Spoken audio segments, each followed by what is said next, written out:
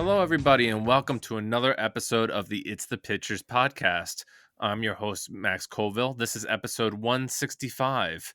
And joining me for the last time as my permanent co host is my good friend, John Gilpatrick.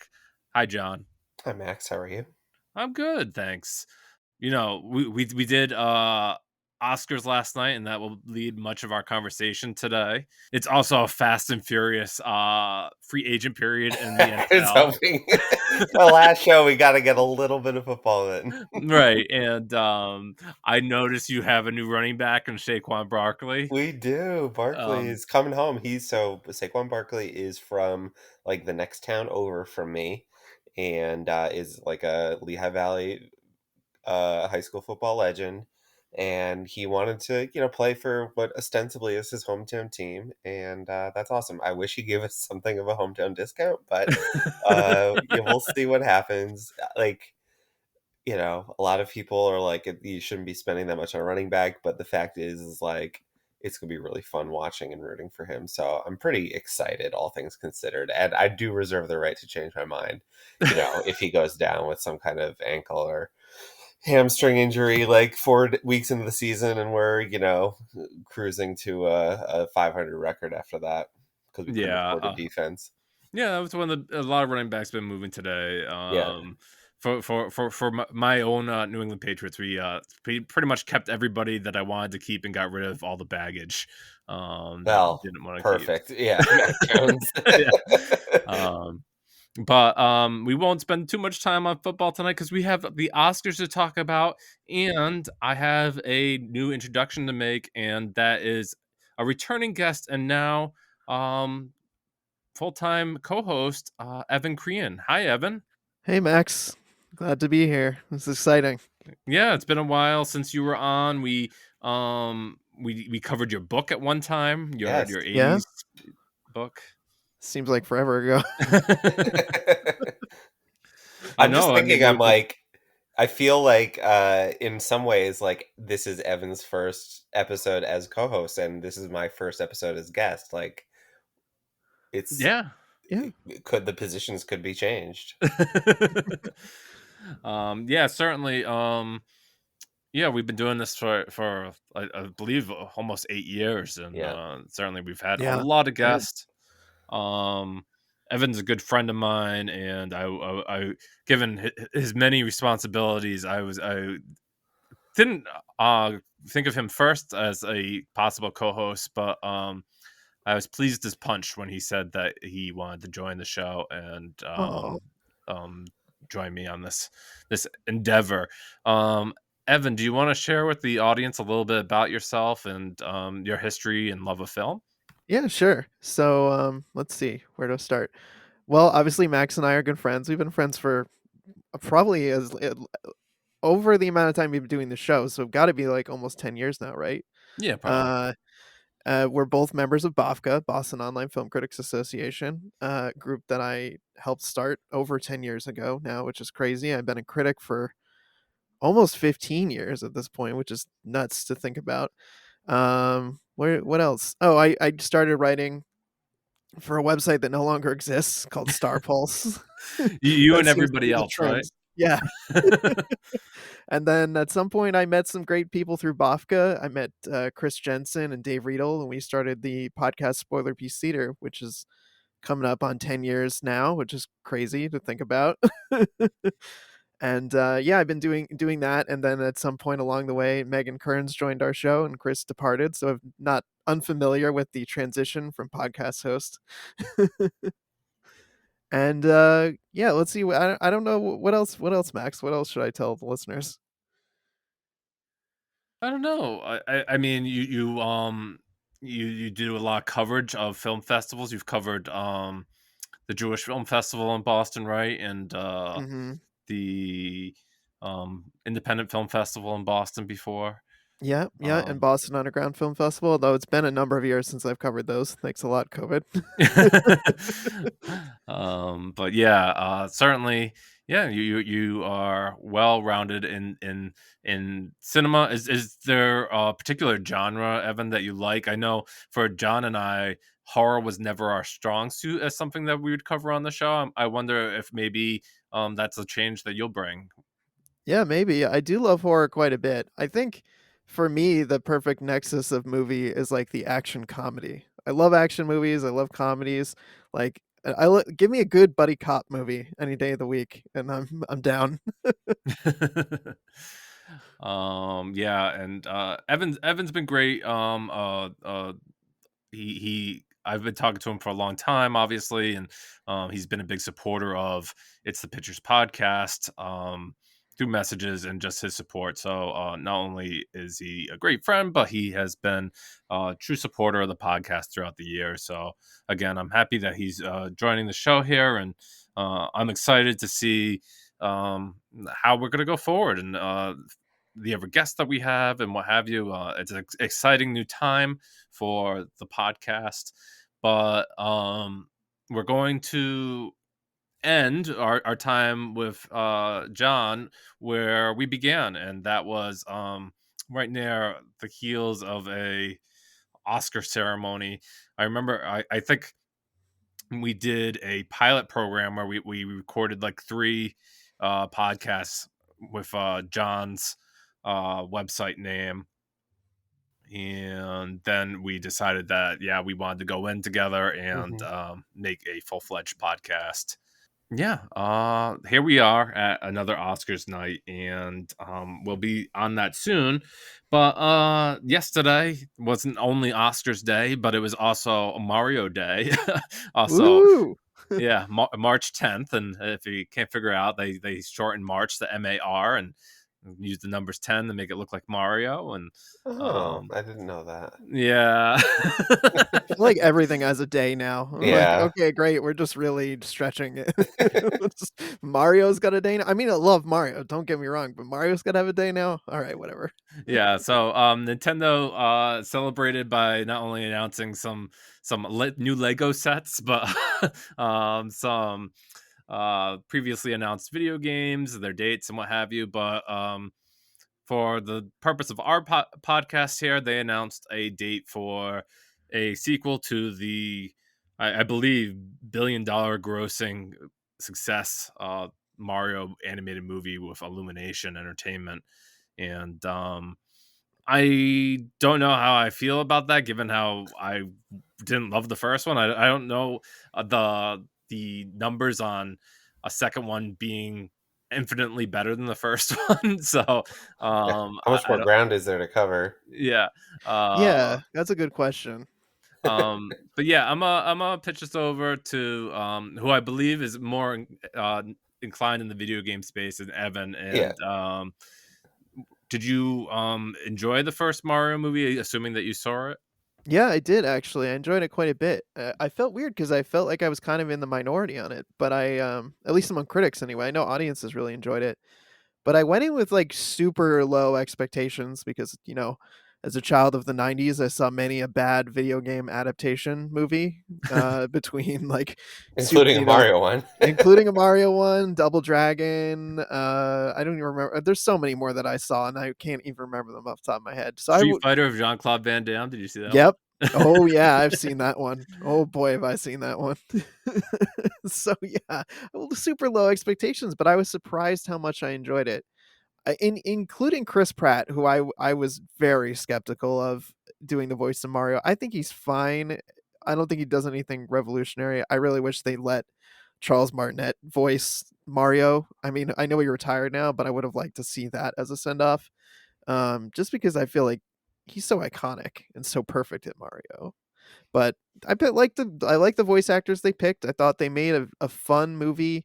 Lots of little Easter eggs that were enjoyable overall. Like some really fun action sequences. Like the Rainbow Road, I think was my favorite part of the movie. I thought that was really fast paced and fun. But yeah, I don't know what you do with the second movie, but I know that's just kind of the norm now. You make a movie that's successful, so you're gonna make a sequel to it. So I'll probably watch it, but again, I'll go in with low expectations and maybe I'll be surprised. Right, and like Mario's no shortage for having spin-offs, whether it be tennis or soccer or Super Mhm. Smash Brothers. Oh, yeah. I It's a don't favorite of mine. Yeah, I don't know necessarily how. they extend this. Obviously, they took elements of Mario Kart in this movie, as you mentioned, Mhm. Rainbow Road. So maybe that's way to expand out the universe. John, we're on the heels of another big weekend for the fourth entry in Kung Fu Panda.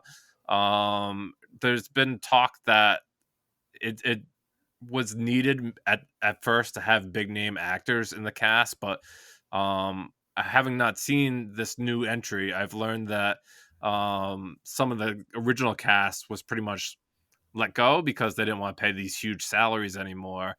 Um, do you? I don't know how much of a animated film watcher you are, but do you find it that big of a get to get big names for these animated films? Not really. Um, it's either a concept I'm interested in or one that I'm not. Increasingly not. Even Pixar, unfortunately, has kind of like fallen over the last 10 years from, hotly anticipated must watch every release to, maybe I'll fire it up on Disney Plus if I'm bored one day and just turn it off if I'm not into it. So, like, I can't imagine who like the actor or voice is going to be that's going to like be a sell for me to see an animated movie. I'm much more in the Evan camp of like, if somebody's right for the role, then give it to them and it'll enhance the overall experience. I'm glad that for him, Chris Pratt didn't, detract from what he wanted Mario to be. I can't opine one way or the other because I didn't end up seeing it. But yeah, like for me, it's not so much like you're going to sell me on a name. It's kind of weird to me to think that like a lot of animated movies, especially ones that are more geared toward kids, need big celebrities in them. Like when we were kids, they didn't really do that so much. Right. So it's a Mhm. little bit odd, but it's just the way it goes these days. Yeah, because it's funny that like I brought that up too, because and you mentioned Pixar, and they just made a big new trailer for Inside Out 2, and they have all the young stars coming into the film, with Maya Hawke being one of the big names, and um, Ao Edit Berry, the bear actress who won tons of awards, and you know everybody mentions how she's from Boston, so I'll I'll plug that one there too. Um, so yeah, these films still use names. I don't know if it really contributes that much. Like you said, John, I think Pixar used to like just pick out people who they felt really fit the parts, and now I'm not so Mhm. sure. Um, Yeah, well, they want the parents to go see it. The right, parents go see it, the kids go see it. So I imagine that's probably part of the strategy is they wanna pick big names that the parents wanna go see. They right, need to but like destabilize the kids in such a way that they just throw fits until the parents will go see it no matter what. yeah, because like those old classic Disney movies, like I couldn't name like too many named actors. Of course, Robin No. Williams as Genie in Aladdin, but um, there weren't too many That names. was the exception and not the rule, and now it's the other way around. Right. Yeah. Mhm. So I mentioned a movie doing big box office, and hot on its heels, it was the second weekend of Dune Part Two. Um, it was also doing great business at the box office, unsurprisingly, maybe surpassing the box office of the first film. Of course, that movie was box office was kind of damaged a little bit because it was a day and date release with HBO Max at the time, and they kind of felt like that kind of ate into the box office potential of the movie. Not so with part two, and this movie seems like it was everything um, that audience wanted from it, at least box office wise. I'll talk about what I thought about the movie because I had a chance to see it later. But what would let's start with John this time. I don't. I know that you wanted to see this. I'm not assuming you did yet. What's your take on the box office? Obviously, you're glad to see it, right? Yeah, I mean, obviously happy to see, a movie that I haven't seen the movie yet. I can't weigh in on that front, but something that's very critically acclaimed, that's kind of visionary. Um doing well. Hopefully, it's going to mean Dune Messiah. Hopefully, it's going to mean more movies like this. You know, do I want more kind of like long trilogies? Not necessarily, but you know, I tend to think that like this doing really well is a blessing and a curse in some ways. You know, they're going to take some of the right lessons and some of the wrong lessons. I think, you know, good news for Denis Villeneuve. Good news for getting a third part, hopefully. Bad news for everybody who's going to try to like replicate this and do a shitty job at it. Um, we'll get into it, but I think that like I definitely took Cord Jefferson's Oscar speech to heart last Yeah, night. yeah. And I do think that Dune 2 doing as well as it's doing is going to kind of fly in the face of that. Um but you know, overall, like it's a movie that I was really excited about and it's doing well and it's apparently very good and that's, you know, all very good for me. Yeah, and if you count it as a win for Timothy Chalamet, that's hot on the heels of Wonka, so expect to see Timothy Chalamet as the leading actor in, like, every movie going forward. That's fine too. I have no issues with that yet. Alright, Evan, do you have any thoughts on, Dune Part Two's big opening? I'm a terrible person to weigh in on this. I Oh, yeah? have not read Dune. I haven't seen the first movie. I haven't seen the David Lynch version.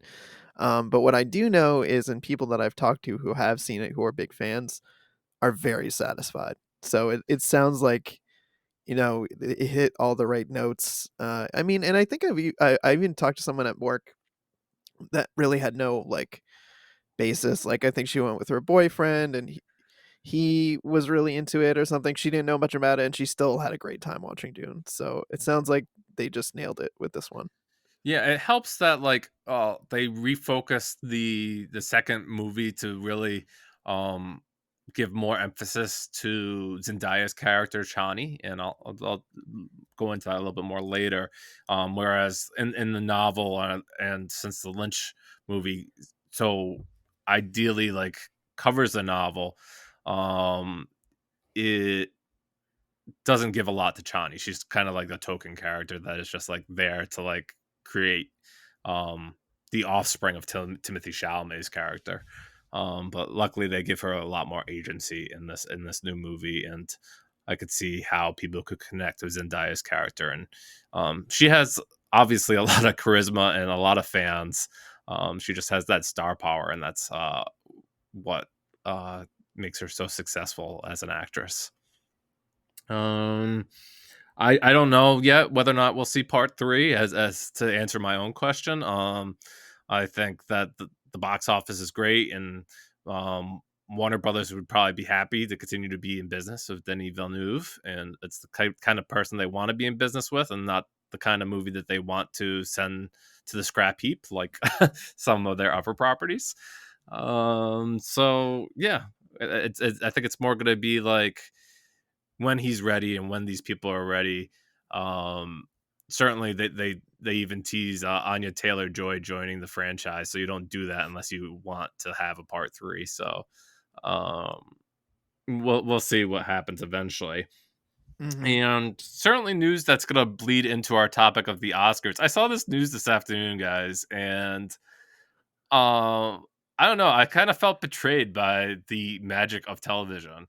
Um, if you want to know, apparently Messi the dog, who is one of the lead characters in the screenplay winner Anatomy of a Fall, um, it was a big character in the movie. Yep. Did a fantastic job, and they were at like the dog was at the governor's dinner or something, and there was a big hubbub about the dog being there and like being unfair to like um, use the dog to garner votes.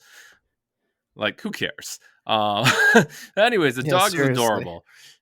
They made a big deal during the broadcast to make the joke like the dog was there, and come to find out from internet sleuths, the dog wasn't there. They Shocking. filmed they earlier in the day they filmed sequences of the dog at the theater in the chair and just superimposed them in. They even had fake dog paws ready for when they pretended that Messi was clapping during the show. and a little bit of television magic to make it look like Ryan Gosling was excited to see the dog clapping. So I don't know. Dog's adorable. Kind of disappointed that he wasn't in the theater at the time. I get it, but I'm I'm not gonna shocked pass to this hear one. that. I'm gonna pass this one over to fellow dog lover Evan Crean. Evan, how do you feel about Messy Nut actually being there? I feel just fine about it, Max. If you know dogs, I feel like putting a dog in a large auditorium full of many people is a very stressful situation. So I think it makes sense that they pre-recorded the dog segment. So poor dog was not stressed out by a million people clapping and probably trying to pet him. It was very cute though, having the dog look like it's clapping. I mean, dog's paws can't really work like that, but it was still it was still adorable. Yeah, out of all the jokes that the show did last night, and we'll certainly get into them, that was a pretty cute one. And regardless, John, I don't know if you ended up checking off Anatomy of a Fall on your list, or if you Yeah, knew I who. saw it. It All was on right, my top 10. I liked it a lot. all right. So you knew who Messy the dog was. Yes. Were you glad to see him in attendance? I mean, in pretend attendance, like, yeah, Yeah. sure, that's fine. It doesn't bother me that he wasn't actually there. I know that, really big crowds can kind of be like traumatic, and like even the best trained dogs can kind of get anxious and act out under circumstances like that. So, I mean, it was a no brainer to do that in advance. Um, and I thought like the little inclusions were pretty funny at the end, especially. It was very funny with Jimmy Kimmel's kind of ongoing thing with Matt Damon, and Messi got to get the last word in there. Um, yeah, I thought overall like it was a good Good, thing. And good gag. somebody brought up like why is there not like an Oscar for best animal or best pet? And I think that that's something the Academy should consider because people would love that. All right, so that will lead us into our Academy conversation in full. I don't know. I'll take a vote here, guys. Um, Yay if you want to go through the acting categories first, or if you just want to go through the show minute by minute, front to back. How you really want to handle this? Evan, Mm. how what's your thoughts on this? Well, minute to minute, that's pretty intense. Say. We don't have 3.5 hours, Max. We're But gonna yeah, do a I'm just live recorded rereading of every line in the Oscar yes, ceremony. we got copies of the scripts last night. Yeah, I'm cool with talking about the acting categories. I mean, I'm sure other conversations will come up about other gags like you mentioned, and I'm sure other categories because it's kind of hard to talk about some of the key acting and directing, and best picture, like those awards without talking about other awards that movies won throughout the night. All right. That's a good idea. And so it's easy place to start with an acting category, and after a monologue that was as usual hit or miss by Jimmy Kimmel, they started off with the best supporting actress award, which was probably the easiest money of the night for Oscar ballot members. Um, Divine Yeah. Joy Randolph has swept the season for her terrific role in The Holdovers. Um, I know John and I really enjoyed that movie. Evan, I haven't had your opportunity yet to chime in on The Holdovers. Oh, I like the holdovers quite a bit. I enjoyed your guys' episode about Alexander Payne, and you made a great point in the episode about how his movies are usually really good, but often forgettable. It's like you forget years later, like, oh, I really like that movie of his. Um, I don't know if this one's any different, but I enjoyed watching it. I liked the local angle that, part of the movie takes place in Boston, including a scene at our beloved Somerville Theater, one of my favorite movie theater in the area. I thought that was pretty cool. And I mean, as a boarding school kid, that also resonated with me. So I liked it. I didn't like love it, but I liked it quite a bit. So and her performance, Divine Joy Randolph, was just fantastic. It was on my ballot for BAFTA when we voted, and it was just a no brainer. Yeah, I agree. I think it was definitely a no-brainer. It definitely, like, I think, in hindsight, the most, and most appropriate place to award the holdovers. Um, Yeah. Giamatti winning would have been fun too, but that was an uphill battle. I just think that, like, she knocked it out of the park. She came out of nowhere. I don't think really that many people knew who she was as an actress before this season. I certainly didn't, and she just did outstanding. So I think it was a, a sensible way to kick off the ceremony, and definitely a worthy win. Yeah, most people would say, "Go watch Dolomite now," because she was great in that. That Oh, was okay. Yeah, I never saw that. yeah, that was of Eddie Murphy on Netflix. Um, Mm, I didn't remember that movie. I'd seen it, but I don't remember much about it other than I kinda enjoyed it when I watched it. um, yeah, so I think that was a good place to start the broadcast. Everything about Divine Joy Randolph's win was I thought was excellent. They repeated a thing that they did some years ago where they had past winners, not only the winners from last year, but winners from previous years get up and say nice things about all the nominees. And I liked it for the most part. I mean, like we got rid of the movie clips, which I always miss those. I'm a clip guy. Um, but it really worked for the people who were friends already. For the people who didn't really know each other, that was kind of more Awkward? awkward. Yeah. Yeah. It Yeah, a little was bit. definitely awkward.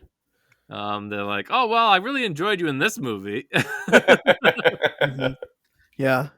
Oh, man. I'm sorry, I'm this is a weird tangent, but it just made me think of the scene in, the movie Hot Shots where Charlie Sheen and Martin Sheen are on boats passing each other and then yell at each other, "Loved you in Wall Street."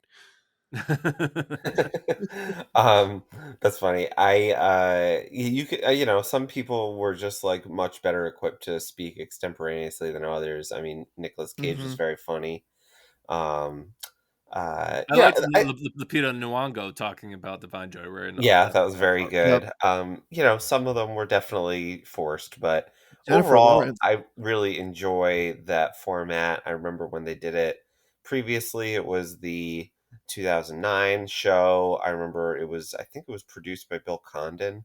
Um, and it was the Hugh Jackman host gig, which was also very good, but that was the first time they did it, and I just thought it was really nice. And for me, the weird thing was like they'd have all these winners come out, and like now like Tim Robbins is kind of like the old guy in the group, and I'm just like, dang, like I remember him winning. I remember him not being the old hired gun to come out, versus like all of the more recent winners. So like that to me, it was just like the passage of time was weird, but in general, I thought more hits than misses on the format. Evan, what did you want to add? Oh, I just thought Jennifer Lawrence was just incredibly robotic and very awkward and very clearly reading the teleprompter in a way Yes, that I other saw that. people were not. So was I liked Forrest this too, Whitaker. though. Yeah, Forest Whitaker. I like this idea.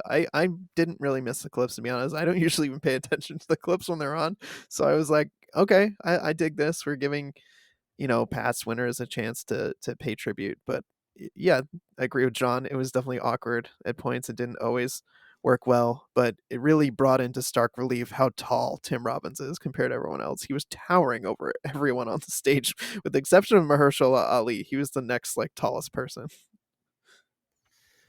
Yeah, and then after that we had a series of craft stuff. I was well, craft stuff and animated. Animated, I was happy to see Go to the Boy and the Heron. That was one of the surprises of the night because that was a category that was up in the air between that and the new Spider-Verse movie. So um what exactly made it win out when the Spider Verse dominated the Annie animation branch earlier this year. I'm not sure. Maybe it was just people saying, well, Miyazaki's last film, maybe we'll award it. I'd like to imagine that it's because of the merit of the film, except for just people loving it. Um, let's see here. Then we went to the craft stuff, right? And you had the production design section and the costume design and the makeup. And this was really interesting for me as an Oscar watcher. I mean, I don't know how much it was at home, but obviously, if you're listening to this podcast about three guys talking about the Oscar podcast, you care about these little things. Um, so it was a surprise that this wasn't split up between a lot of different movies, but one dominated. Evan, I saw on your list that you just recently watched Poor Things. So maybe you want to give your thoughts on its production design, costume design, and makeup ones. Definitely. Poor Things, I'll just put it out there right away, was definitely not my kind of movie. Um, but I do respect the production aspects of the movie, so I did think that the hair, makeup, costumes, and overall production design were very worthy of an Oscar. I thought they were extremely well done, really vibrant and magical and fantastic in all the ways that I think the story deserved. The only thing I was just bummed about is that I feel like Barbie's was great too. And I would have liked to see at least one other award, possibly maybe like costume design would have been great to be able to award Barbie because I thought it really excelled in all of those areas too. John?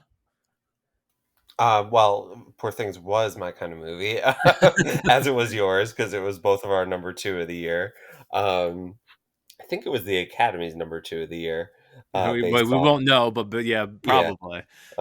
And yeah, craft wise, like, hard to, I think, argue with anything it had been put up for there. I mean, Willem Dafoe's makeup alone was, one of the highlights of a great movie and one of the more kind of memorable instances of movie makeup I can think of. So like that was cool. Costumes were great. Production design was amazing. So no qualms there. Yeah, the William Dafoe, and funny enough, because Dafoe likes to work with Del Toro as well, but it's almost like he was made into a creature himself, with his makeup design. And I know that I was rewatching it last night after the awards, just for funsies. And just like, even like they made a point of highlighting William Dafoe's hands, and that's like a plot point in the movie. And um, how stunted growth his hands were, and or like how he like blows bubbles in the air. He's just as much a creature himself as Emma Stone's Bella Baxter Totally. is. Yep. But yeah, like Evan, I was surprised that Barbie didn't nail costume design. I mean, like, I maybe pointed it out to myself, like maybe the costumes for Barbie existed, like there was designers who made them, so they were just recreating designs, and not becoming wholly new designs. But Poor Things was definitely the type of canvas that any artist wants to work on. It just had like um infinite imagination to just do whatever you wanted to do, from the course of that script and in the mind of Yorgos Lanthimos. So I guess that was the reasoning behind its love in those production categories. One of the other exciting moments of the early evening during that section was one of the biggest gags of the night. And um, I guess Jimmy Kimmel wanted to highlight a past Oscar mishap where a nudist ran out on the stage. And so in this bit, he kind of entices John Cena to recreate the bit. And Cena is not going to come out and streak on the stage. But Kimmel hands him a card, and um, adding to the fun, Cena like kind of penguin walks out to the podium and stands up there. Uh, Pretty much in the buff. I mean, I've read he did don a modesty pouch. So a little bit of the television magic is gone, but certainly it was alarming to see him out there. I remember, like, since I was on social media at the time, and spend time on Blue Sky. One of the posts that came across my way was like conservatives being like, "Oh, look, they got this guy um coming out here naked, demasculizing him," and I'm just like, "Come on, John Cena's like the most masculine guy alive." It's like, you look at him, he could do this freely. So I thought it was a hilarious stunt. John Cena game for it was great. Um, let's start with John this time. John, was this was something that you were laughing at, or you think was kind of just ridiculous? I thought it was funny. I mean, it's like anybody, kind of going for it usually is it's better than just like two people standing there and kind of like awkwardly making jokes that like don't really make sense. Like this was a gag and it was funny. Cena has a great sense of humor, has nothing to be ashamed of, and I thought it was good. I got a kick out of like after it was over. They had that like very awkward like hallway thing, that like people were talking in while like everybody's leaving the stage. And The Rock happened to be in the hallway at that moment that Cena was walking by, which I got a kick out of because both coming from WWE. Um, but yeah, overall, like that was definitely one of the more memorable presentations, and especially it being for costume was pretty funny. Evan? Oh, I thought it was funny. I mean, I love John Cena. I think he's hilarious, and I love how game he is. So, yeah, it cracked me up. I thought it was a funny bit. Yeah, and I like that John mentioned that the WWE connection. I'm like, I don't know how many people watching the Oscars like make that connection.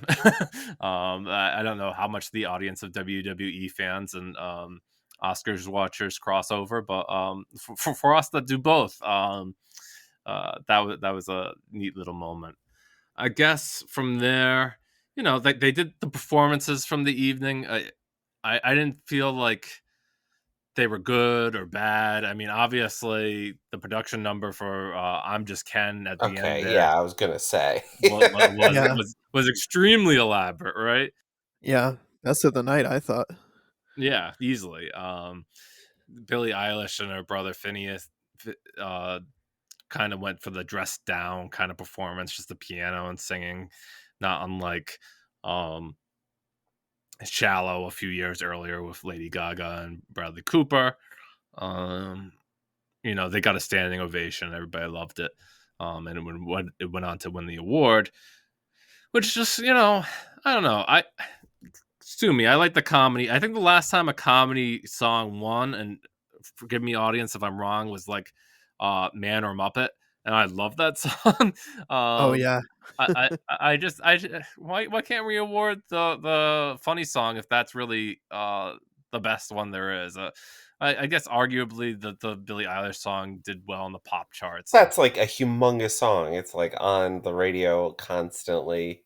It yeah, I know I'm underselling Yeah. it, I John. mean, I think like if you have a song that like has broken through, it's gonna win more often than not, and that was the case this year. That's like one of the biggest songs in the world.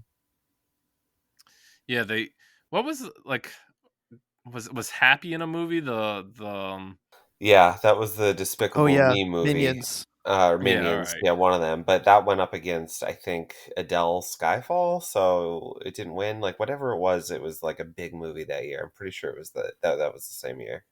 Yeah, like sometimes they have these huge numbers and like just don't come out on top. It's like I'm trying to remember some other things like not when Disney snubbed itself by not nominating We Don't Talk About Bruno, certainly. I mean that song was included in the Oscars even though it Yeah, wasn't that was very nominated. weird. Um and yeah, that just goes to it being on ABC, a Disney owned network, and them like being like, yeah, we why didn't we do this? Yeah. But yeah, that's I guess something that happens when you're trying to nominate songs for a movie. Sorry, Max, I just wanna correct myself. Happy was up against Let It Go from Frozen, which is another, Oh, obviously, like, Oh, song yeah. that broke through, so you can really only give it to one of them. yeah, then that was a good year for best song. Yeah. I've heard my share of both "Let It Go" and "Happy" over the I years. can imagine. uh, yeah, I'm actually going to see Frozen this week. The musical is playing locally, so There you go. yeah, gotta catch that. Before we get into like the main acting categories and stuff like that, I guess we take a moment to notice the screenplay categories, which is this like Oscar normally uses this category to award films to give them like, oh well, we liked you, but we can't give you anything else. Mhm. I think of this like Black Klansman and Spike Lee. They gave him an Oscar for the screenplay for that. And that is like supposed to be like, oh yeah, that's Spike Lee's Oscar, that's great. But they couldn't be bothered with anything else about the movie. I feel like I mean we glazed over Wes Anderson winning an Oscar because he didn't want to be there for it. So I guess we can glaze over that. I read that he's in Germany, and tomorrow, or I guess today, he's starting filming on his next movie, so, I think that was probably a tough one to avoid. Yeah. Or he was pulling the Anthony Hopkins who was sleeping. Remember? He's like, I didn't even know I was sleeping. He's like, I That didn't was expect that. crazy. Um, yeah. Evan, let's start with you. The screenplay winners were Anatomy of a Fall and American Fiction. Do you think that these were particularly strong screenplays, or were you thinking that something else had it in the bag? I mean, I liked both movies quite a bit. I thought they were really great. American Fiction was in my top 10 when I voted for BAFTA. It was fairly high up there. I really enjoyed it, so I'm glad to see that that one was best adapted, right? Yeah. Yeah, I thought that was great. And Anatomy of a Fall, really, it's a movie that's grown on me a lot the more I think about it. I remember watching it and thinking, "Oh, that was okay." But the more I think back to it, the more it really sticks with me. I love a story, one of those like, did they do it, did they not do it kind of stories. I think that is compelling on its own, but I thought the courtroom scenes were just captivating and infuriating, and just the whole endeavor was just, I don't know, it really left a mark on me in a way that I wasn't expecting. So for me, definitely worthy of best screenplay. Yeah, I like how they talked about during the show that it's like still ambiguous enough that you still don't know whether or not she did it, and I think that's Mhm. certainly a tribute to her performance in that movie. She was just Sandra Haller was absolutely incredible in Anatomy of a Fall. John, did you have any comments on the screenplay winners? I was, equally happy. I think if you look at all the nominees across both categories, like really strong lineups, and you could make a case for almost anything that was nominated. I think for me, I loved American Fiction. It was in my top five of the year. I was happy to see it get something, and this was definitely the place that just seemed most fitting. If you, just look at where else it was nominated, it was kind of tough to see it kind of break through. Oppenheimer, I think, would have been a very worthy adapted screenplay winner, considering, all the just facts that went into that movie, and still how entertaining it was. And I think the same thing you could say about, well, not facts about Poor Things, but just how inventive and creative it was as well. So, good for Cord Jefferson. Like I said earlier, I really liked his speech. I thought it was a good use of that time, so happy there. And then Mhm. Anatomy of a Fall, again, like, it wasn't up for best international feature, for reasons that France is going to have to, I think about. But it was obviously a beloved movie amongst the Academy members, and they chose to acknowledge it here. Holdovers had some controversy after the voting Yeah, ended. last minute controversy. Ooh, Yeah. yeah, seriously. So I don't think that would have affected things, obviously, but sort of feel like you need to just make note of that here. May December was really good, but didn't get a lot of Academy love. Past Lives, was a Best Picture nominee. Would have been, I think, a worthy winner, and Maestro is kind of the stinker in the bunch, in my opinion. But yeah, Yes, overall, like seconded. a lot of really good movies. So, um, I think they're worthy winners, but you can make a lot of those cases across the board. Yeah, I think another controversy, John, was that for a long time that Barbie was submitted an original screenplay and they made it go to adapted.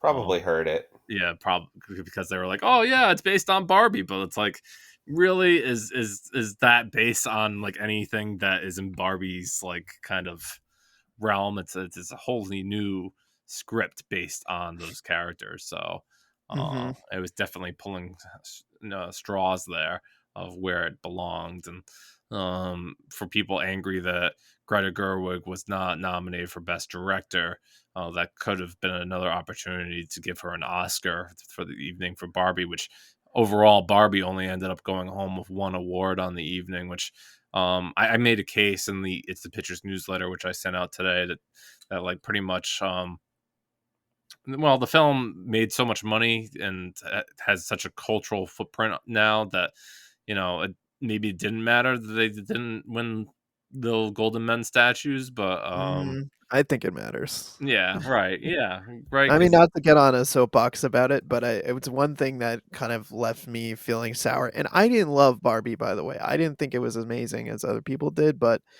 after many years sorry for the soapbox, I'll be oh, brief. it's fine. Okay. Um, but for after coming off many years of being accused of sexism and racism, it's not a great look when the Academy doesn't honor a billion-dollar movie that is beloved by many people, critics and audiences with, like, nothing, with no awards, getting shut out of the directing category, not winning, like, any technical categories. It felt like a real slap in the face.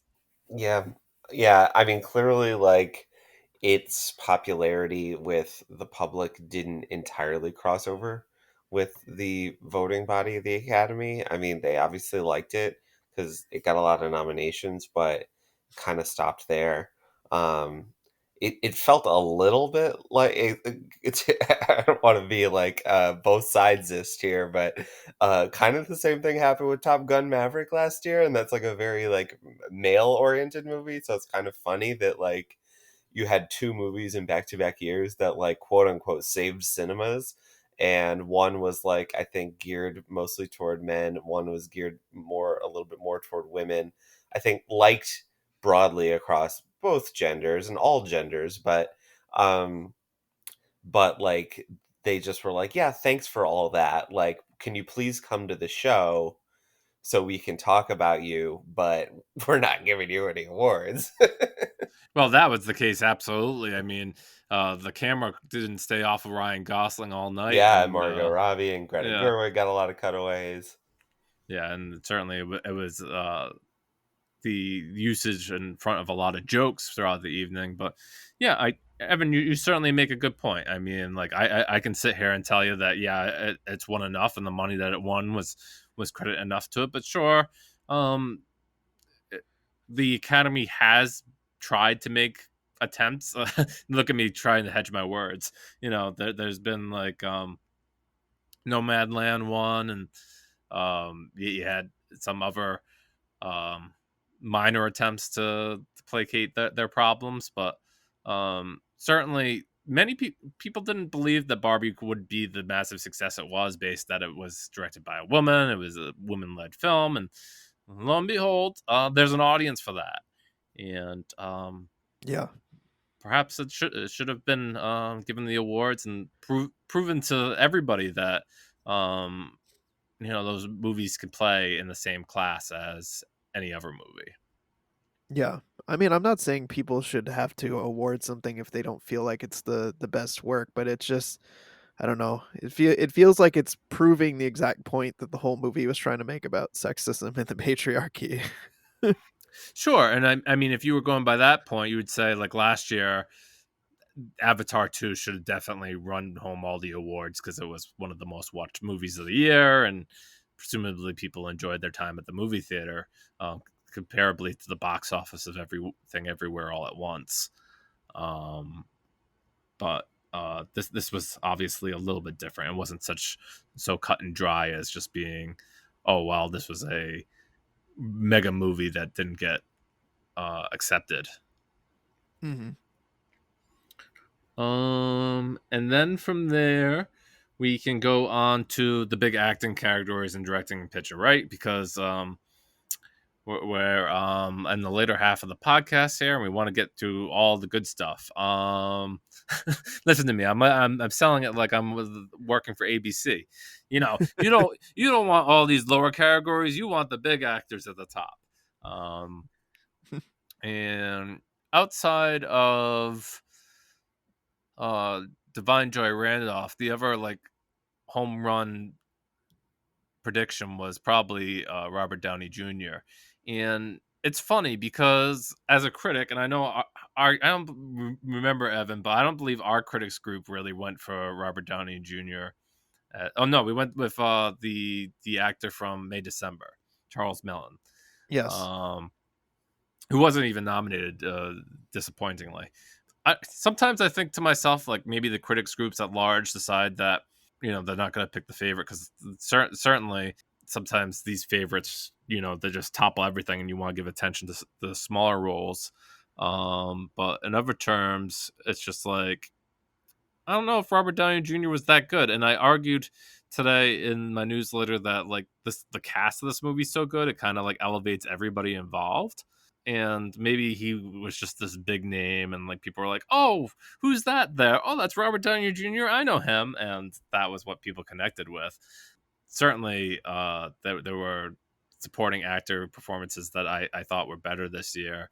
I'd like to hear your take on this, John, because like me, you championed Oppenheimer, and I don't know if you felt like the performance of Robert Downey Jr. was essential to the film, or he was fine and just rode the coattails. Really, I thought he was excellent. I didn't have any qualms with him winning, or really kind of sweeping most of the award season here. Was it like the best performance of the supporting actors I saw this year? No, I don't think so. Was it the best of the nominees?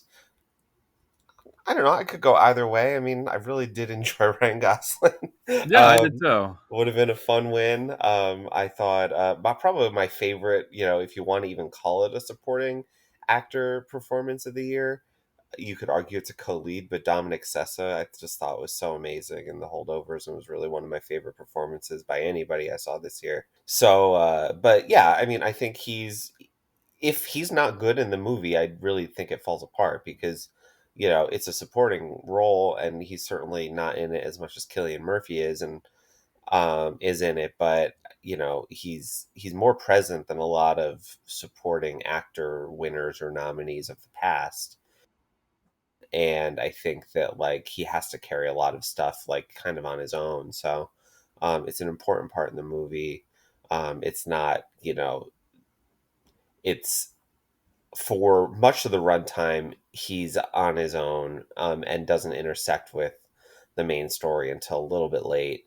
But I think yeah, it was, and obviously it's hard to argue with Robert Downey Jr. getting an Oscar. Like everybody wanted to see it happen, so including himself. So like it was cool. He was transparent about that. I think the last couple of years, but overall, like yeah, for me it was all good. Evan. I thought Robert Downey Jr. was good. I might be feeling like he maybe rode some coattails in his performance. I love him generally. I think he's very talented. He's very versatile. He can be very funny. He can do serious really well. I thought this performance was fine. In this category, I really would have loved to see Sterling K. Brown win for American Fiction. I think his was my favorite supporting performance, or Ryan Gosling as well. I think either one of those would have been. I don't know. They would have felt like a more inspired choice to me, and also more worthy. Yeah, no, I agree. I think Ryan Gosling was my pick as well, and I thought that his role was is definitely uh, much needed in that in Barbie. It's funny, both him and Robert Downey Jr. were playing villains in their movie, so it goes to show you that a good villain goes a long way in the supporting actor category. Um, I guess some of the other big name we just talked about was Cillian Murphy. He won um, for his depiction of Oppenheimer. Um, my personal favorite was Paul Giamatti from The Holdovers for that category. I've been a big fan of his for a long time, but I do not fault Cillian Murphy or the people who really enjoyed his performance. Obviously, if you believe that Oppenheimer is the best movie of the year, he is the face of that movie. So, damn, he has to be good for those 3 hours. Evan, did you find Killian's performance otherworldly or excellent?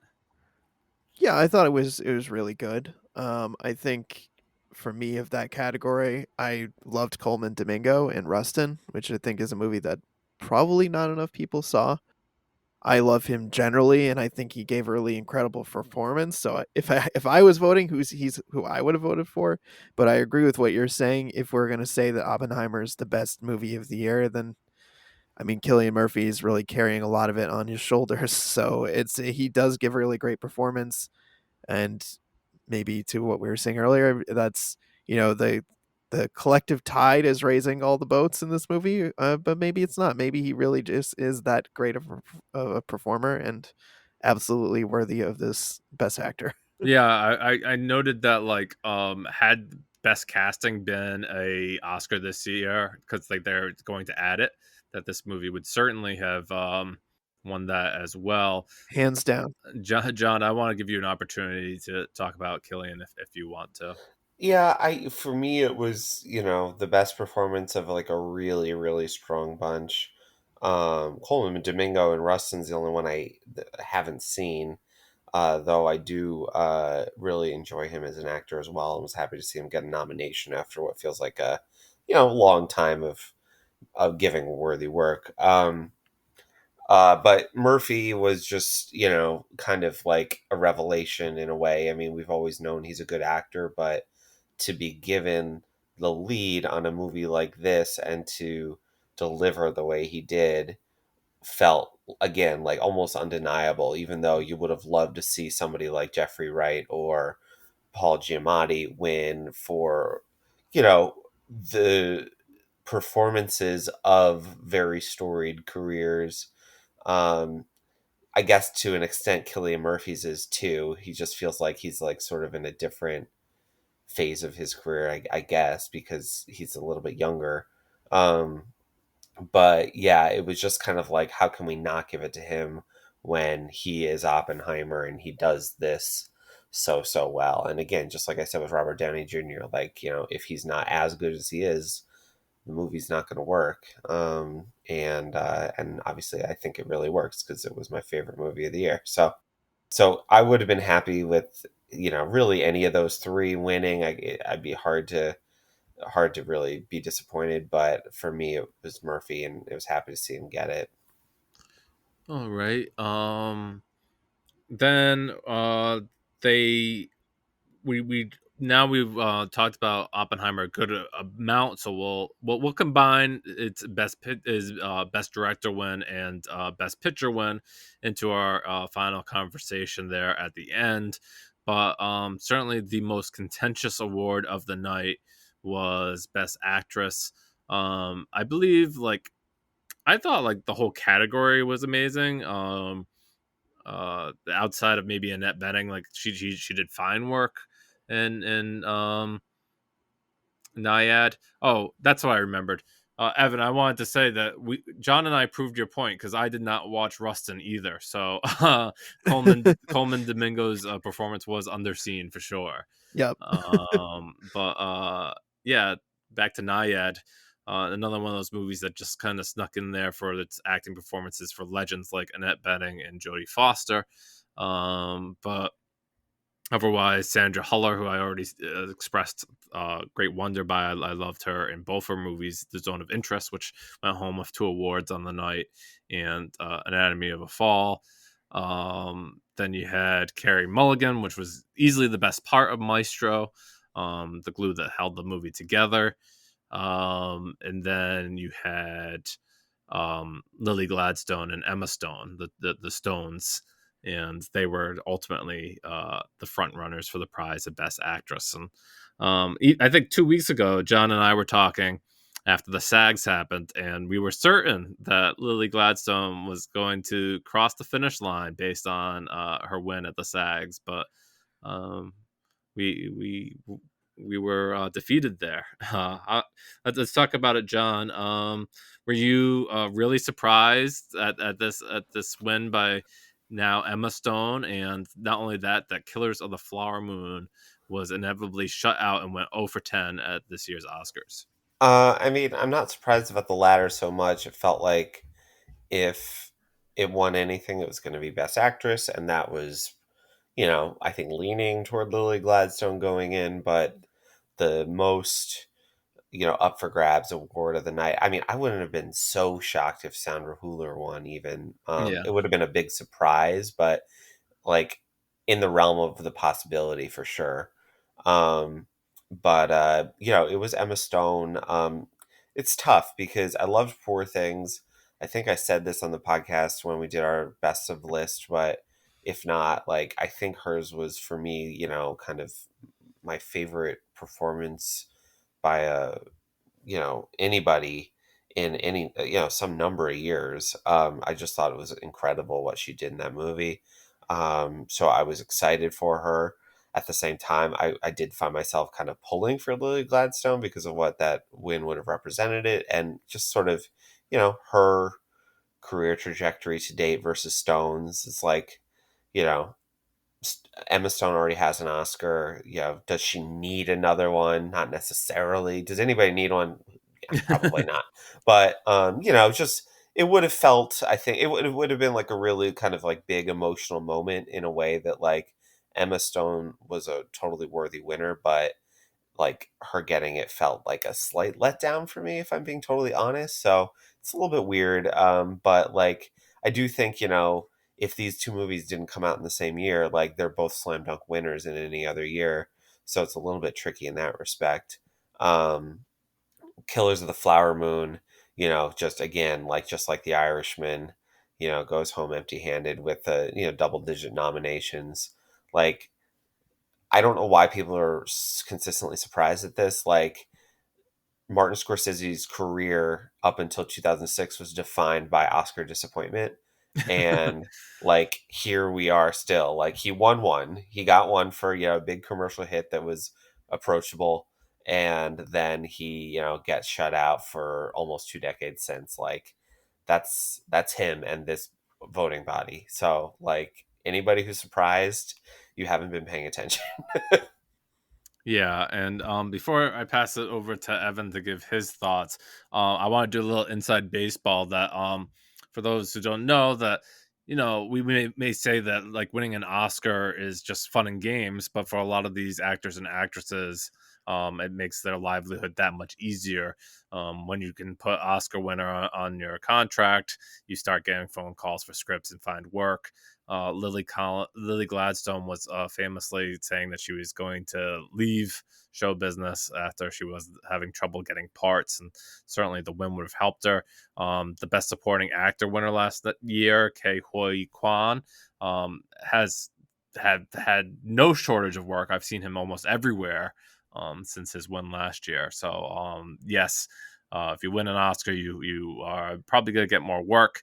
Hopefully, people loved her performance enough that Lily Gladstone will be around for a long time, and we'll see more of her work. Evan, was this a surprise for you, or did you see this coming? This was truly shocking to me. I don't think anything else shocked me the entire night, but this, like, if I was drinking, I would have done a spit take. If I was like, sitting there with a coffee mug, it would have fallen on the floor and crashed like in The Usual Suspects. I could not believe that this was the result, both on a gut level based on like the performances that I saw. I didn't see Jodie Foster or sorry, Annette Bening in Naiad, but I had seen the rest of the performances, and I thought far and away Lily Gladstone's performance was the best. So complex, layered, moving. in a Martin Scorsese movie that I liked and actually I felt earned its runtime, which says a lot because I hate long movies. I rant about it quite a bit. Um, and I hate Scorsese's long movies also. But I just thought she gave the best performance. And on top of that, seeing her kind of run the awards circuit, winning for this, and just to have it not have her not win on Oscar night felt like a real kick in the pants. It was not. I couldn't believe it. I felt terrible for her because I thought she gave the best performance. She deserved that Oscar, and I think, I mean, it's how surprised Emma Stone was when she won should tell you something too, because it seemed like she had no idea she was going to win. Yeah, and I posted online afterwards, like, it must have been like a razor's edge margin between the two of them because, I don't know if it necessarily fully like if people who voted for Lily Gladstone at SAG saw that she won and they were like, "Oh well, I liked her, but maybe like I'll change my mind and go a different direction for the Oscars," or adding the directors and the other branches really had that much different sway. Obviously, we'll never know the numbers and how close it actually was, but I can't imagine that it was too far apart given what we know. Um, and then we'll quickly talk about the win for Oppenheimer in the context of maybe um, is it a career win for Christopher Nolan? Is it truly his best film? Is this like a passing of the guard from Spielberg to Nolan fully complete? What else did I want to add? And just like its place in Best Picture winners of like maybe the last 5 years. Those are all things to think about as we wrap up here on Oppenheimer. I'm gonna start with Evan here because I went with John last time. Do you think like Oppenheimer's win here says anything to the extent of those topics I just brought up? Passing of the torch from Spielberg to wow, that would be something if Christopher Nolan became the the new Spielberg. I feel like he's definitely he's a little weirder. I feel like he's a little more squirrely. So that would be interesting. But yeah, I don't know. I'm a bad person to talk about Oppenheimer because it was not one of my favorites from last year, and also when I was sitting there honestly ranking it, it definitely came in low on the list of all the other Best Picture winners. I understand why it won. I mean, it won a ton of other awards. It seemed like a movie that people were very, very in love with. But I was kind of like, I was hoping for something a little bit more inspired. I mentioned before I didn't like Poor Things. It wasn't my kind of movie at all. But I think that would have been a more interesting choice to me, um, than Oppenheimer. Literally, like almost anything on the list, with the exception of Maestro, which I think is just straight up Oscar bait. Like, get that out of here. It doesn't belong in a Best Picture category. I think any other choice for Best Picture would have been interesting. But then, of course, that you have the generally whatever is going to win Best Picture, Best Director is kind of goes hand in hand. Not always, but often. And I like Christopher Nolan. I really like his movies. I was saying last night to my wife Shauna that I feel like this is a real coup for Universal this year for nabbing Christopher Nolan, for nabbing this movie. Snatching him from Warner Brothers, and just having like one of the most successful years like ever. They like really had a lot of different kinds of movies that they put out, but having Christopher Nolan and having Oppenheimer was like a big win for them as a Yeah. studio. Some people are gonna get raises for sure. And some Hmm. people get fired for sure. At Warner Brothers, I hope Yeah, so. yeah. No, listen to you, Evan. We're gonna have a lot of fun going forward on this podcast. I could tell already. We're gonna have a lot of differing opinions as opposed to some of the opinions that John and I have had over the years. Just like okay, go between each other. Um, I mentioned Nolan in the context of Spielberg because of these big box office movies. Spielberg's nearing the end of his career, and Spielberg also presented the award for Best Director to Nolan at the time. Nolan's name, I think, sells movies in the same way that Spielberg and Scorsese's and Tarantino's name kind of Hmm. sells movies. So That was more where I was drawing the comparisons, Gotcha. not necessarily that Nolan makes these big commercial movies like Jurassic Park. Nolan's really fascinated with time to um, his detriment sometime. But John, do you think there's any credence to this idea, or Yeah. maybe how do you feel Oppenheimer against like maybe even the last few years of Best Picture winners? Yeah, I mean, I feel really good about it. It's my favorite movie of the decade so far. I was trying to go back and see like how many times my favorite movie in any given year was given the Best Picture award. Um, Oppenheimer, obviously, Nomadland in 2020, and then I think it was back to 12 Years a Slave in 2013, I guess 14 ceremony. So that was 10 years ago. So three times in 10 years. But Oppenheimer was, I think my favorite movie of those three. And, I think it stands the test of time or will stand the test of time. I think uh passing of the torch like makes sense. Feels like Nolan is the biggest sort of like uh kind of brand as of a director that we've had in a really long time, probably since like Spielberg. I mean, Scorsese you can certainly say that about, but again, like he's not always like doing a commercial thing like, you know, I don't think people are going out to theaters like big swaths of the populace are going out to see the new Martin Scorsese movie. Certainly pockets of it are, but I think Right, like right, the John. Like, public is going to go see the next Christopher Nolan movie, whatever it is, yeah, in a right. way Like that I was yeah. trying to think, like, oh, maybe David Fincher has that kind of weight, but not No, really. definitely Yeah. not. Mm, Yeah, yeah. nope. It's Nolan, and I don't think anybody has James Cameron. James Yeah, yeah. Cameron, Right. Nolan, Spielberg, maybe. So it's for him to finally have a best director is great. Overdue in my opinion, even though his last two movies I thought sucked. Um, and I think it'll be really just fun to see what he's got in store for us next. And overall, John, what did you think about the show? Did you think that this was a winning broadcast? Not too many hiccups. I mean, Al Pacino kind of missed doing some teasing of the Best Oh Picture winner. god, Pacino. It's God. like instantly iconic. I loved it. Absolutely loved it. You could not wait to get out of there. Uh, My I god. loved. I missed this like when it happened live, but obviously I was like cackling at like how random it all was. But like after like everybody started clapping, he he said in the microphone, he's like, "What happened?" So that was great. But yeah, the ceremony I thought was totally adequate. I can't say that like I was like overly enthusiastic about it, but like it also wasn't a fiasco. It just sort of felt like it happened. Nothing is super memorable. I mean, we talked about a few of the moments that I thought were fun, but like I don't know, am I gonna really remember like the John Cena thing like in a couple years? I doubt it.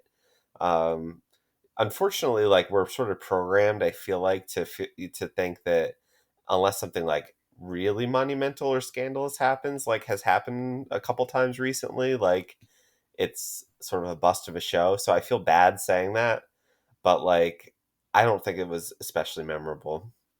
Flash enters the speed zone, or wherever it was. I what? The most popular film thing with the Justice League that they tried like a year or two ago. I don't know. I don't know. You forgot that? Good. Yeah, I did. Yeah.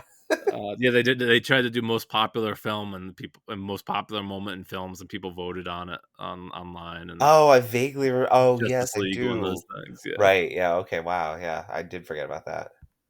Evan, what did you think about the program? I was glad they started it an hour earlier. I was Yes, glad that that was a they big one. I'm glad you mentioned yeah, that. despite the fact that they made so many jokes they were gonna run over, I felt like the ceremony ended in a reasonable amount of time. It was, 10:30 and we were done with the Oscars. I thought that was a win. I liked how they packaged the show, like the awards, the way they arranged them.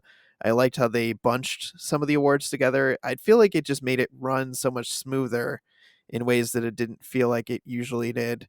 like the production category. It just felt like they ran a lot smoother than they have in previous years, even if like most elements of the show itself weren't particularly memorable.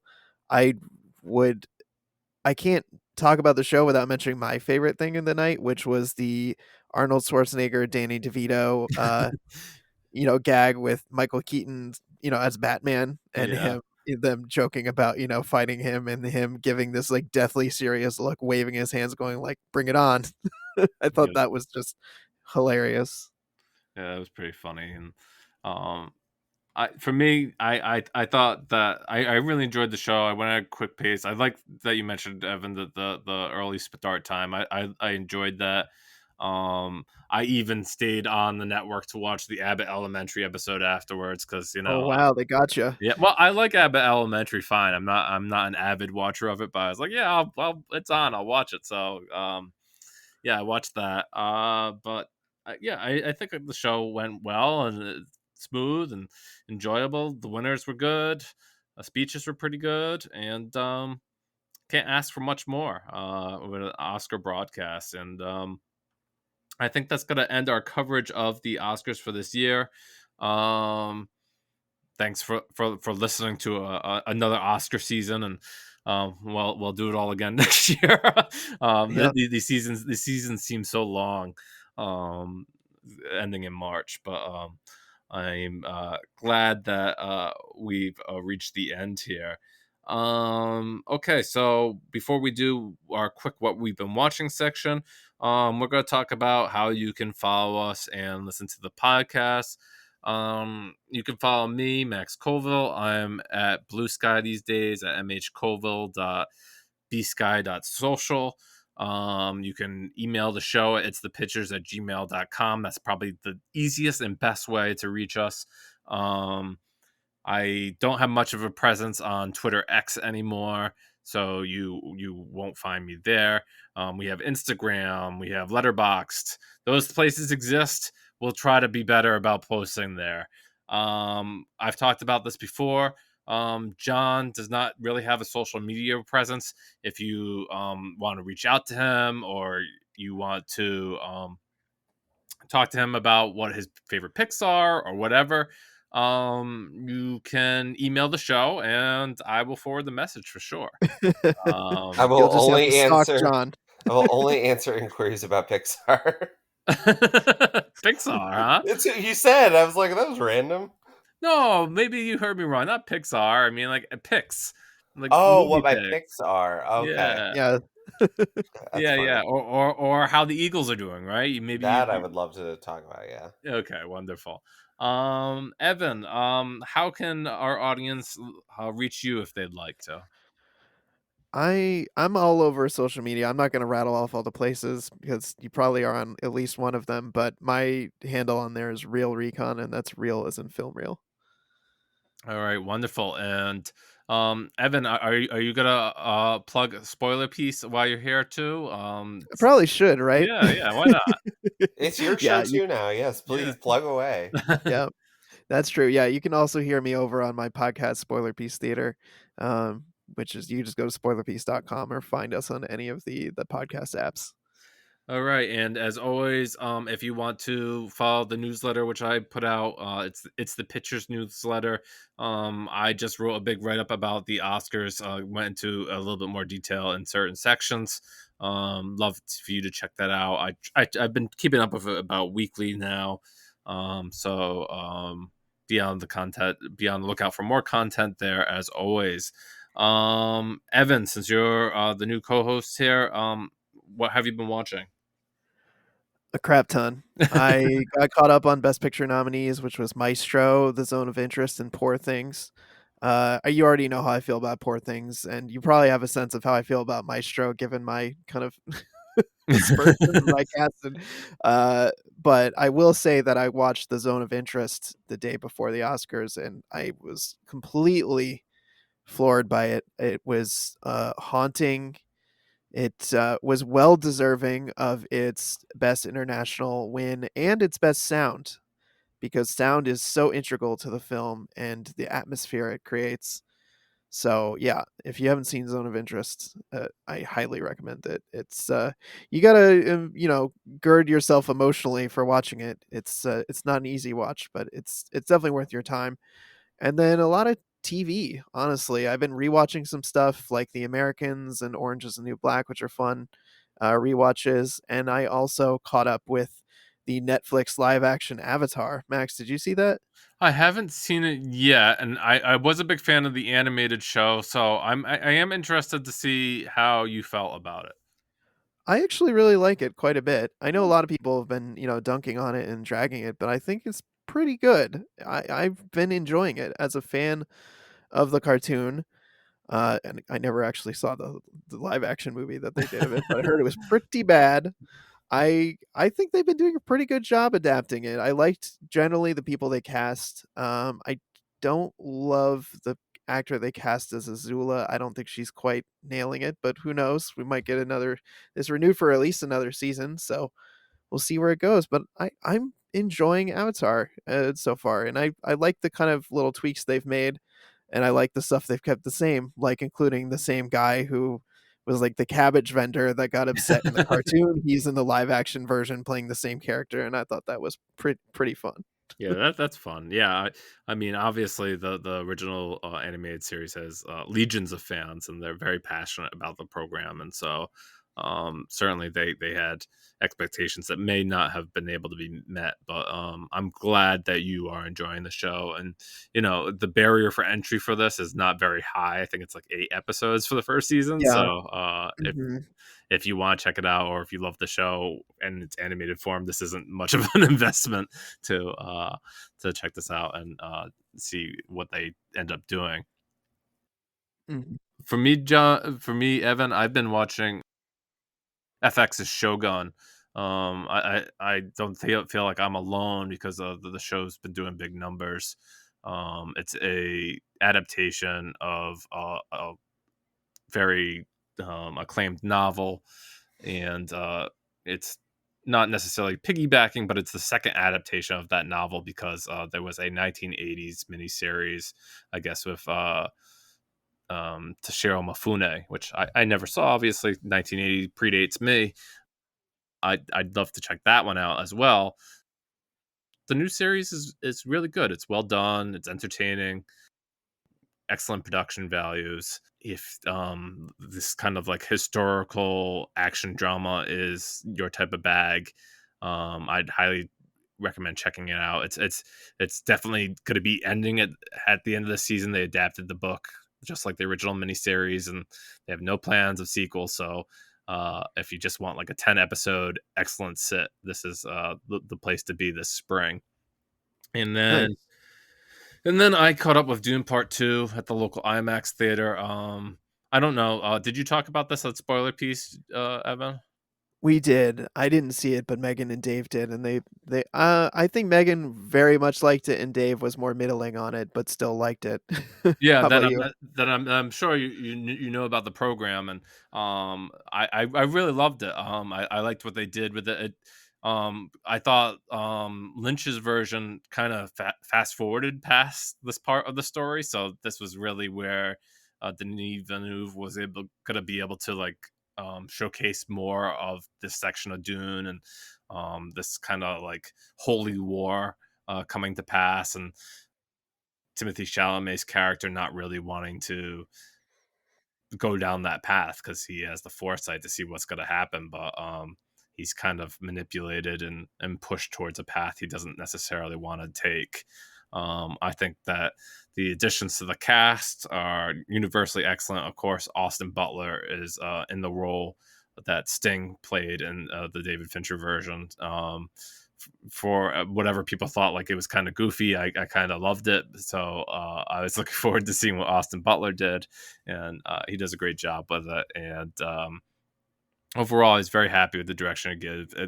For me, like the biggest changes I saw was like they fast forwarded the timeline of Dune because in the novel this section is supposed to take many years, and like Timothy Chalamet's character already has children, whereas in the movie, the whole movie takes place within 9 months. Gotcha. because Rebecca Ferguson, who plays his mother in the movie, is pregnant with his sister, and by the end of the movie, she's still pregnant. So it's got to be within that 9 month time frame, unless people on Dune have different length of pregnancies, and they very well could, but I don't know. But yeah, I was very satisfied with the movie. I thought it was a big step up from the first one, which I thought was pretty good. And I'm gonna speak for John because I know John loved Dune Part One, and I think that um, he will enjoy this one as well. John, I don't know when you see it. I do hope you get a chance to see it in the theaters though, because I'm sure you'd love it. Yeah, I'm planning on it. I'm looking forward to it very much. And then so John, we wanted to give you your special what you've been watching send off here. What I've been watching is not much, which feels appropriate because I'm preparing now to sign off of the podcast as a regular co-host, not forever. We talked pre-show about me coming back from time to time in the future for some fun stuff that is up my alley. But yeah, I guess before we go, just wanted to just say, Evan, I'm so grateful that you are coming on and that you're gonna continue things with Max. That the torch is gonna be passed. I'm sure you're going to do excellently. It's a perfect fit and can't Oh, be thanks. happier for that. Max, you've been an outstanding friend and host of the show. And I'm so beyond grateful for everything that you've done for the show. As I have told you on and offline over the years, like, the, you are the life of the show for sure. You keep the train on the tracks and you tolerate my lack of movie watching on our movie podcast better than anybody should. And I've always been grateful for that. But we've had fun, and this has been fun. There's no kind of bitter breakup here. It's all good vibes going out. Just ready to, I think, do something else with some of my time and really give Max the opportunity to take the ball and run here. And like I said, I think Evan's a perfect person to do that with. So wishing you guys the best. Thank you to everybody who's listened over the years, whether that's been regularly or periodically. It's still greatly appreciated. And I think that's about all I got. What's the saying, John? Don't cry because it's over. Be happy that happened, or something. Yes, it's Yeah. it's not goodbye. It's see you later. You could do the Terminator thumbs up thing. Maybe you'll come back. Oh, Perhaps, don't yeah. make me cry. That scene gets me every time. I think Uh, Alexei Navalny. They said like he had the Terminator theme song at his funeral. So well, don't compare me to Navalny. I hope the Yeah, Russians maybe don't take not the you best out. comparison. Yeah. All right. Well, yeah, John. Certainly, everything that you've meant to this podcast over the years, and we celebrated many a milestone together. Yeah, Most recently, 150 episodes was a big milestone, and 30,000 downloads all time. Certainly, not we're not doing it. We never did Mark Maron numbers. But Who does? we Mark never Maron. tried. We never tried. But I'm grateful for the journey that we had, and I will still text you my Criterion flash sale purchases. The last one I bought Lone Star and the Roaring Twenties, and I've already watched the Roaring Twenties and Beautiful. enjoyed it. All right. So from me, Evan, John. This was the Oscars. It's the Pitch Podcast. We'll be back in 2 weeks, Evan and I, with a new episode, and we'll be getting ready for our spring and summer season very quickly. It's starting to warm up. Daylight savings time has just passed, and getting Mhm. into a new season of movies. So from us, thank you for listening, and good night. Thanks, guys. Take care. Bye.